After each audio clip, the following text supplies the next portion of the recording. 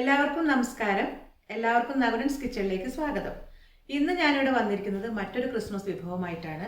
Beef ഉലർത്തിയതാണ് ഇന്ന് ഉണ്ടാക്കുന്നത്. അപ്പോൾ അത് എങ്ങനെയാണ് ഉണ്ടാക്കുന്നത് നോക്കാം. വളരെ ടേസ്റ്റി ആയിട്ടുള്ളൊരു വിഭവമാണ്. അതിനു മുൻപേ ആദ്യമായിട്ട് ഈ ചാനൽ കാണുന്നവരുണ്ടെങ്കിൽ സബ്സ്ക്രൈബ് ചെയ്യാനും ബെല്ലൈക്കൺ ക്ലിക്ക് ചെയ്യാനും ഒന്നും മറക്കരുത്. ഇത് നമുക്ക് വീഡിയോയിലേക്ക് പോകാം. Beef 1/2 kilo.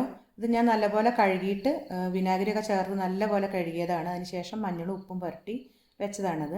ചെറിയുള്ളി നെടുക കീറിയതാണ്. ഇത് കുറച്ചധികം എടുക്കണം ബീഫ് ഉലർത്തിയതിന്. ഇതിപ്പോൾ ഞാനൊരു 2 പിടിയോളം എടുത്തിട്ടുണ്ട്. തേങ്ങാക്കൊത്ത് നമുക്ക് ഇഷ്ടത്തിനനുസരിച്ച് എടുക്കാം. ഇതിപ്പോൾ ചെറിയൊരു തേങ്ങ മുഴുവൻ ഞാൻ പൂളി എടുത്തിട്ടുണ്ട്. സവോള ഒരു 3 ഞാൻ നീളത്തിൽ അരിഞ്ഞിട്ടുണ്ട്. 3-4 ഒക്കെ എടുക്കാം. നല്ലപോലെ വഴറ്റി ഉലർത്തിയെടുക്കാൻ കുറച്ച് സമയം പിടിക്കും. എന്നാൽ 3 എന്തായാലും എടുക്കണം.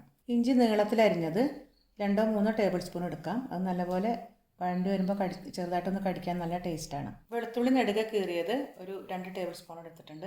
വെളുത്തുള്ളിനെക്കാട്ടിലും കുറച്ചധികമാണ് നമ്മൾ ഇഞ്ചി ഇതിലേക്ക് എടുക്കുന്നത്. ഗരം മസാലപ്പൊടി ഒരു 1-1.5 ടീസ്പൂൺ ഉപയോഗിക്കാം.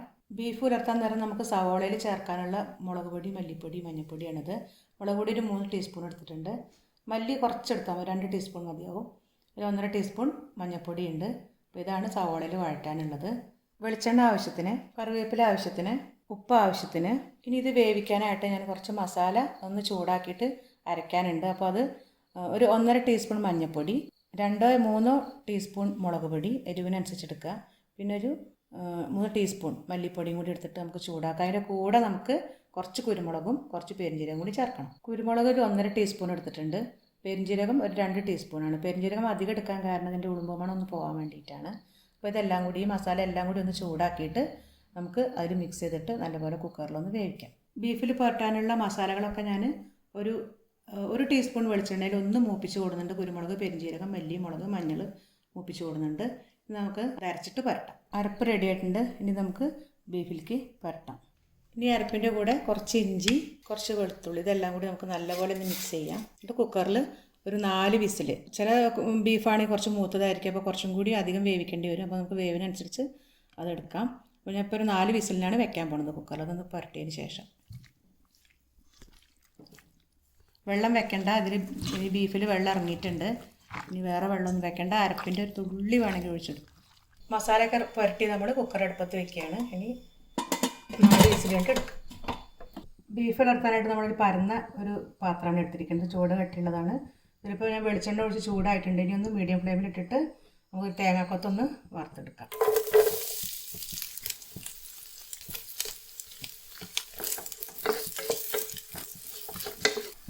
ഇതൊരു ഇളം ബ്രൗൺ നിറമായിട്ടുണ്ട്. നമുക്കൊന്ന് കോരിയെടുക്കാം.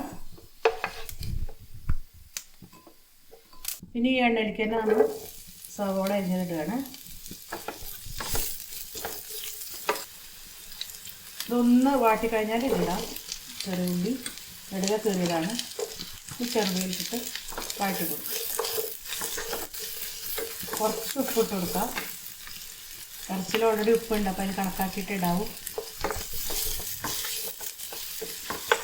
ഉള്ളി ഒരു ഇളം ബ്രൗൺ നിറമായിട്ടുണ്ട്. ഇനി നമുക്ക് വെളുത്തുള്ളി കീറിയിട്ട് കൊടുക്കാം.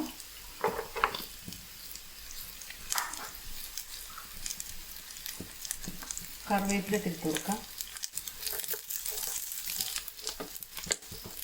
ഇനി ഇഞ്ചി കഷ്ണങ്ങൾ ഇട്ട് കൊടുക്കാം.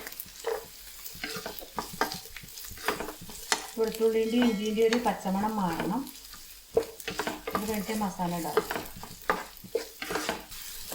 ഇഞ്ചി വെളുത്തുള്ളി ആദ്യം ഒന്ന് മൂപ്പിച്ചിട്ട് സവോള ഇട്ടാലും കുഴപ്പമൊന്നുമില്ല.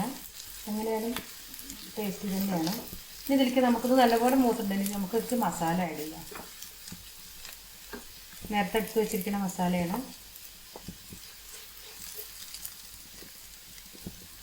ഇറച്ചിക്കുള്ള മസാല ഓൾറെഡി നമ്മൾ ചേർത്തിട്ടാണ് വേവിച്ച് വെച്ചിരിക്കുന്നത്. ഉപ്പൊക്കെ ഒരു പാകത്തിനുണ്ട്. ഇതിലും ആവശ്യത്തിന് നമ്മൾ ഉപ്പിട്ടിട്ടുണ്ട്. ഞാൻ ശേഷം നോക്കിയിട്ട് ഉപ്പിടാവും. മല്ലി, മുളക്, മഞ്ഞൾപ്പൊടിയൊക്കെ ഉള്ളിക്ക് ആവശ്യമുള്ളതാണ് നമ്മൾ ഇട്ടിരിക്കുന്നത്. നല്ലപോലെ പച്ചമണം ഒന്ന് മാറണം. തീ കുറച്ചിടണം.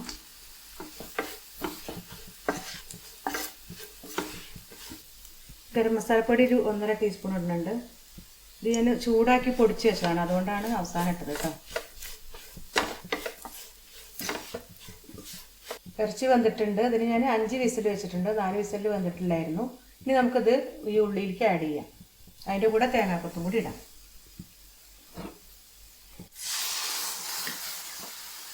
നല്ലപോലെ ഇളക്കി മസാലയൊക്കെ ഒന്ന് പിടിക്കണം.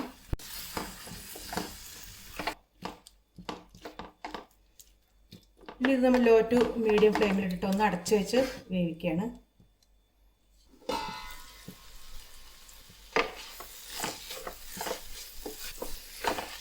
ഇതുപോലെ നല്ലപോലെ വഴറ്റി ഇത് ഉലർത്തിയെടുക്കണം. നല്ല കറുത്ത കളറാവുന്ന വരെ നമ്മൾ ഇടയ്ക്കിടയ്ക്ക് തൊട്ട് എടുക്കണം. ഉപ്പൊക്കെ ഇപ്പോൾ പാകമുണ്ടോ നോക്കണം. ഇത് കറക്റ്റാണ്. തീ ഒന്ന് മീഡിയം ഫ്ലെയിമിലിട്ട് കൊടുത്തിട്ടുണ്ട്. ഇത് ഇടയ്ക്കിടയ്ക്ക് ഇങ്ങനെ ഇളക്കി കൊടുത്തിട്ട് ഒന്ന് ചെറുതായിട്ട് വറ്റിച്ച് കുറേ നേരം കൊണ്ട് തുറന്ന് കിട്ടുള്ളൂ. അപ്പോൾ അങ്ങനെ കുറച്ച് നിറച്ചിട്ടെങ്കിൽ നമുക്കൊന്ന് ചെറുതിയിലിട്ട് വെക്കാം. ഇടയ്ക്കിടയ്ക്ക് ഇളക്കി കൊടുക്കണം. ഇനി ഇത് ഉലർന്ന് കിട്ടണ വരെ ഇനി അടക്കൊന്നും വെക്കണ്ട കേട്ടോ. ഇങ്ങനെ തന്നെ നമുക്ക് തുറന്ന് വെച്ച് വെച്ചെടുക്കാം. ബീഫ് ഉലർത്തി റെഡി ആയിട്ടുണ്ട്. ഇനി ഇതിലേക്ക് കുറച്ച് കുരുമുളക് നമ്മൾ വീട്ടിൽ പൊടിച്ച് തന്നെ ഇടുകയാണ്. കുരുമുളക് പൊടി വാങ്ങിയത് ഇടരുത്, നമ്മൾ പൊടിച്ചിടണം. അപ്പോൾ ഫ്രഷ്നെസ് ഉണ്ടാവും.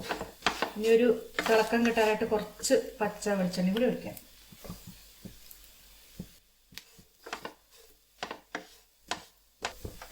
സ്റ്റവ് ഓഫ് ചെയ്തിട്ടുണ്ട്. ഇത് നമുക്കൊരു പാത്രത്തിലേക്ക് എടുക്കാം. ഈ വീഡിയോ നിങ്ങൾക്ക് എല്ലാവർക്കും ഇഷ്ടമായെങ്കിൽ ലൈക്ക് ചെയ്യാനും ഷെയർ ചെയ്യാനും കമൻറ്റ് ചെയ്യാനും ഒന്നും മറക്കരുത്. അടുത്ത നല്ലൊരു റെസിപ്പി ആയിട്ട് വരുന്നവരേക്കും ബൈ.